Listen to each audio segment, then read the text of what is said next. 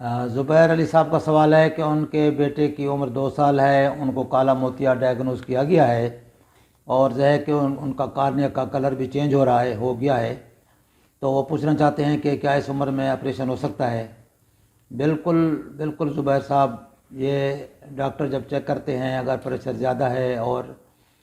گلاکوما diagnose ہو چکا ہے، تو اگر تو پریشر بہت تھوڑا ہے اور دوائیوں سے کنٹرول ہو سکتا ہے تو دوائی جاری رکھ کے اس کے بعد اس کا فالو اپ کیا جائے گا، اس کو چیک کرتے رہیں گے کہ اگر پریشر کنٹرول میں رہتا ہے تو 1 یا 2 دوائیوں کے ساتھ اگر کنٹرول رہتا ہے تو ویسے بھی مینیج کیا جا سکتا ہے،